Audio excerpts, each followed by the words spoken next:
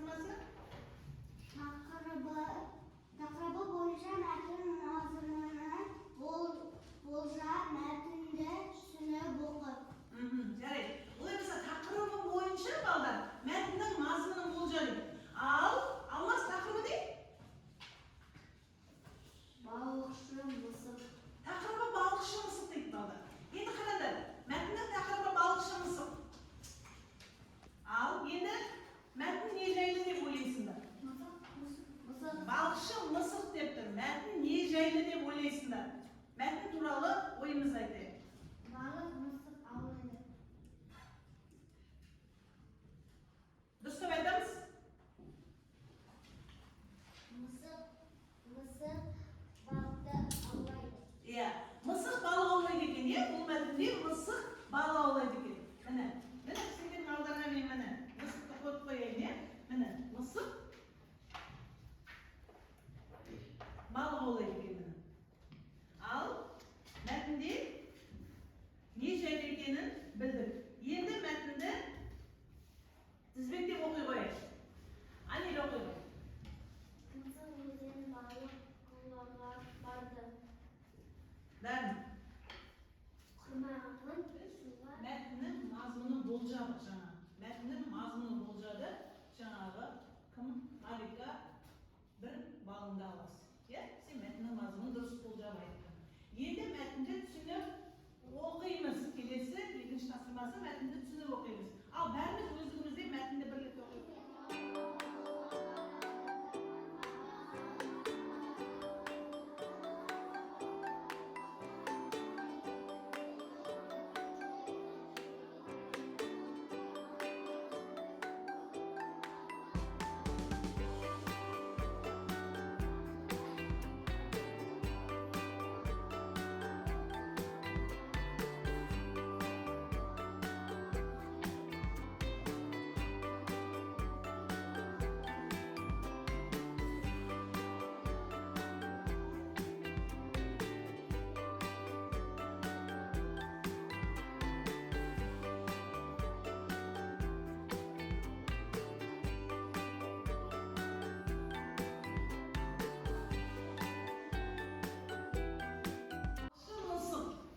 Мысық өзенге балық аулауға барады.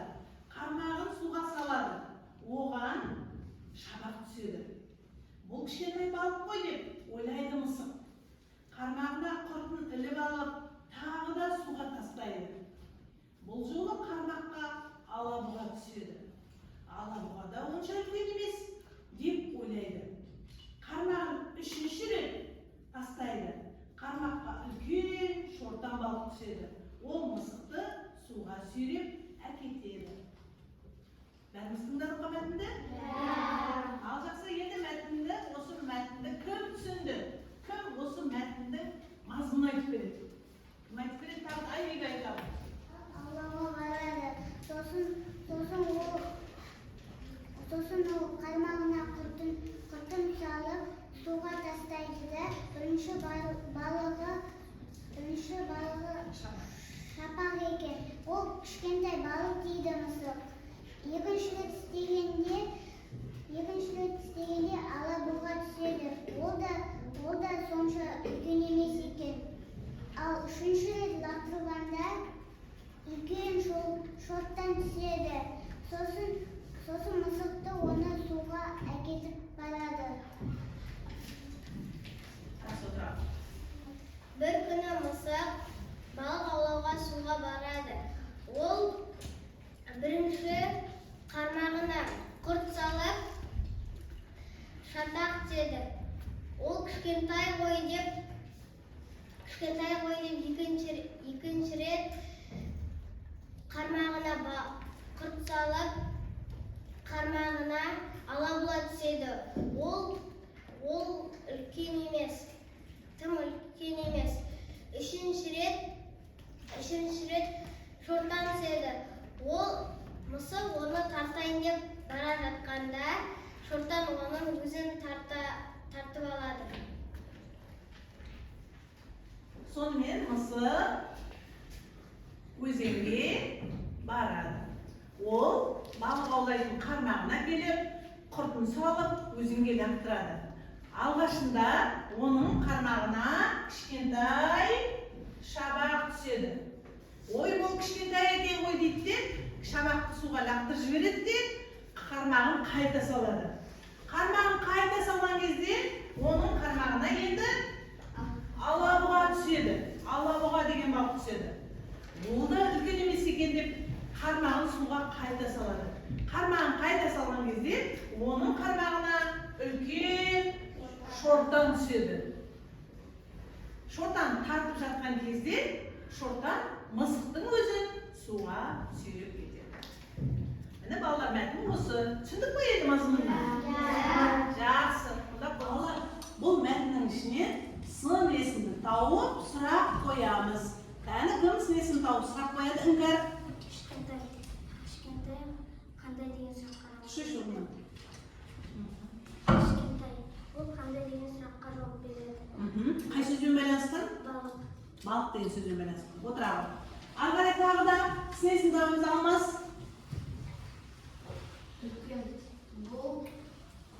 Бұл қандай деген сұраққа жауап береді? Бұл шортан деген сөзге байланысты. Дұрыс. Үлкен деген сөз шортан деген сөзбен байланысқан. Тағы да сын есім бар. Абубакыр. Үлкен. Ол қандай деген сұраққа жауап береді? Жарайды, отырағы. Тағы да үнжіп айтауы. Онша үлкен. Онша үлкен емес. Онша үлкен емес. Онша үлкен емес деген қандай деген сұраққа жауап береді? Қай сөзбен байланысқан? Онша үлкен емес бұл не? Бұл жерде қандай балық? Қандай балық, Амира? Шортан. Онша үлкен емес, қандай балық? Марика? Алабұға. Алабұға. Онша үлкен емес деген сын есім алабұға деген сөзбен байланысқан. Бәріміз балалар, кітаптағы 62-ші шартқа қарайық. Өлеңді қатесіз көшіріп жаз деген тапсырма берген екен. Тыңдайық. Алабұға алабалық көрінеді адамға анық. Арқасында тікені бар, жүрмесінші қадап алып. Міне, мына өлеңді дәптеріңізге қатесіз жазамыз. Кәні, өлеңді жақсы етіма оқып береді Медина. Алабұға алабалық көрінеді адамға анық. Арқасында тікені бар, жүрмесінде қадап алып. Іңкәр? Алабұға алабалық көрінеді адамға анық. Арқасында тікені бар, жүрмесінде қадап алып. Алжақ енді осы өлеңде сын есім бар ма балдар? Кәні кім сын есімді таба алады? Кім сұрақ қоя алады? Сезім таба алады. Алабұға деген балалар сын есім емес, ол қандай сөз еді? Алабұға қандай сөз? Балықтың аты ғой, ол қандай сөз? Зат есім. Айбиб айтауы. Сұрақ қояу.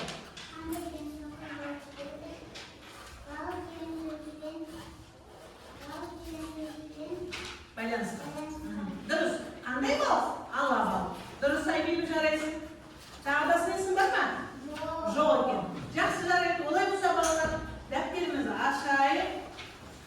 62-ші жаттығу өлеңді қатесіз көшірейік.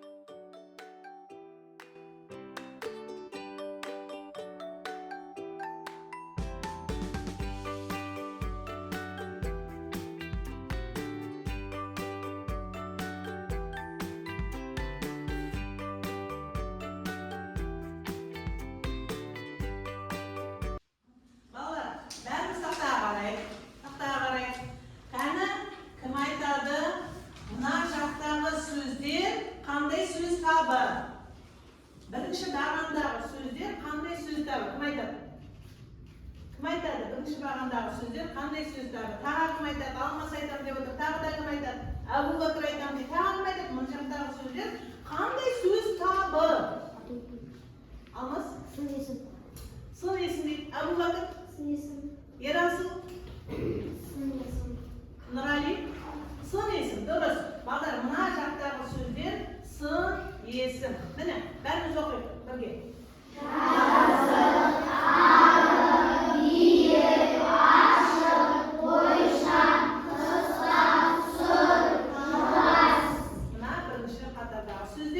Сын есімдер. Енді мына қатардағы сөздерге қарайық. Қандай сөздер? Бұлар қандай сөз табы айтқан? Зат есім дейді. Айбибі? Іңкәр? Аружан? Зат есім, жар есімі. Міне. Бұлар себебі заттың атын білдіреді сөздер. Енді біз мына жақтағы зат есімді тиісті сын есіммен сәйкестендіреміз бормен. Кел, сәйкестендірейік. Кәдімгі сәйкестендір кел. Ақсы сен келе ғой. Тиісті сөзбен сәйкестендіреміз бақыр. Әзірше білетін келеміз. Бәріміз бірге оқиық. Қандай сөздер кешті? Балалар дұрыс па? Иә. Қолымыз шапалақ. Отыра ғой. Келесі сөз кімді сәйкестендіреді? Келе ғой Медина. Өзің айтып орында.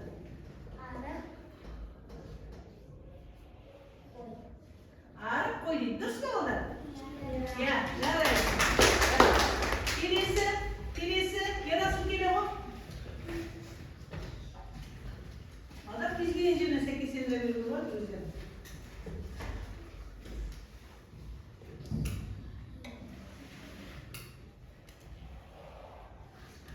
Оқи ғой. Туй қысқаға. Қысқажып. Жарайды. Оқа. Кел береміз.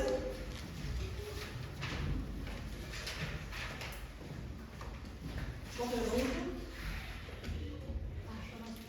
Айтамын. Ашық аспан дейді балдар. Дұрыс па? Дұрыс.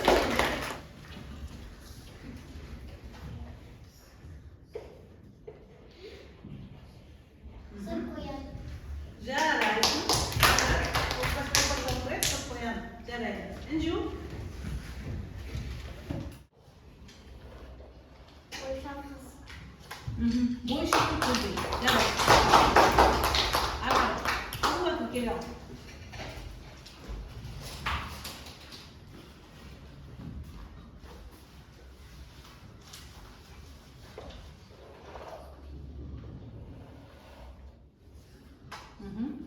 Қандай сөздікке шықты? Жас түйе. Дұрыс па олар? Тақтадағы сөз тіркестеріндегі сын есімге сұрақ қоямыз. Бірінші сөз тіркесі жазы, дала. Яғни кім сұрақ қояды? Малика? Қандай дала. Жарайды, отыра ғой. Арғата. Арық, қой. Келесі сұрақ кім қояды, Айша? Қандай қой. Жарайды, отыра ғой, жарайсың. Келесі. Биік тау. Айқын сұрақ қоя ғой. Қандай тау. Жарайсың, отыра ғой. Келесі. Ашық аспан. Ерасыл.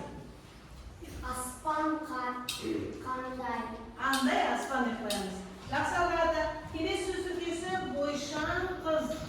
Едина. Қандай қыз. Дұрыс, отыра ғой. Арғата. Қысқа жіп. Яғни қандай сұрақ қоя ғой. Дұрыс. Арғата. Сұр.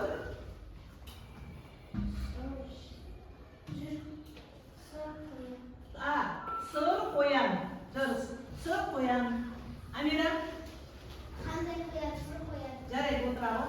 Енді соңғы сөз тіркесі жуас түйе делік. Жуас түйе. Аружан. Қандай түйе. Қандай түйе жуас түйе?